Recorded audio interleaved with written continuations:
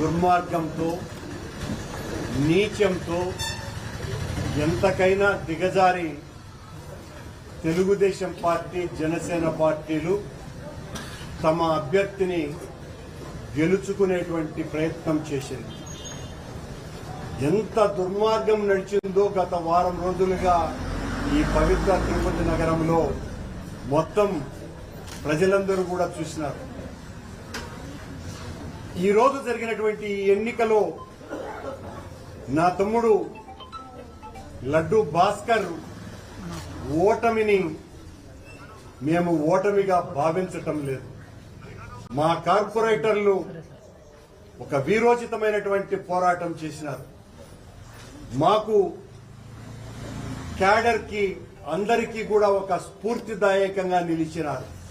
తిరుపతిలో వైఎస్ఆర్ కాంగ్రెస్ పార్టీ ఇన్ని దుర్మార్గాలు దౌర్జన్యాలు చేసినా ఇంత గొప్పగా ప్రతిఘటిస్తుంది అనేటువంటి ఒక సందేశాన్ని ఇచ్చింది. తెలుగుదేశం పార్టీ ఈరోజు గెలిచింది, కానీ గెలిచిన సంతోషం వాళ్లకు లేదు. ఓటమి మాలో స్ఫూర్తిని నింపింది. పోరాటానికి మరింత ఉద్యుక్తులు కండి అనేటువంటి ఒక గొప్ప ఆశయ సాధనకు ఒక జెండాను అందించింది. ఈరోజు వరల్డ్ క్యాన్సర్ డే.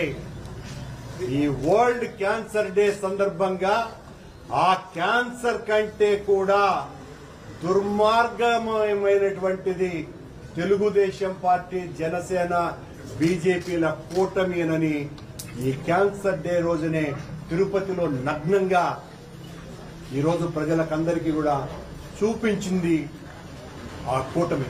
క్యాన్సర్ కంటే చాలా ప్రమాదం. మేము ఈ ప్రమాదకరమైనటువంటి జబ్బు నుంచి పరిరక్షించుకోండి అన్నట్టుగా వాళ్ళు చేసినటువంటి దుర్మార్గాలు అన్నీ ఇన్ని కావు.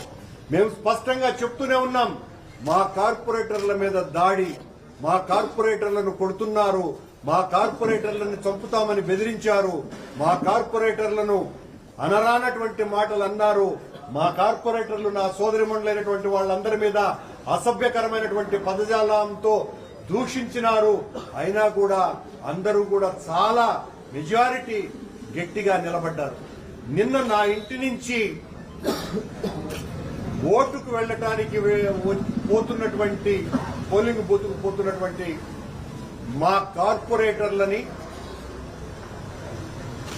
కొడుతూ అసభ్య పదజాలంతో దూషిస్తూ వాళ్ల జీవితాలనే సర్వనాశనం చేసేస్తాము అని మేమందరికీ కూడా ఈ రకంగా మా కార్పొరేటర్లను తీసుకుపోయినామంటే తెలుగుదేశం పార్టీకి సంబంధించినటువంటి నాయకులు పచ్చ మీడియా వాళ్ళ ఇష్టం వచ్చినట్టుగా మాట్లాడారు. వాళ్లే మేమే వెళ్లాము, మమ్మల్ని ఎవరిని కిడ్నాప్ చేయలేదు అని వాళ్లను బెదిరించి వాళ్ల చేత సెల్ఫీ వీడియోలు కూడా తీయించి రిలీజ్ చేశారు.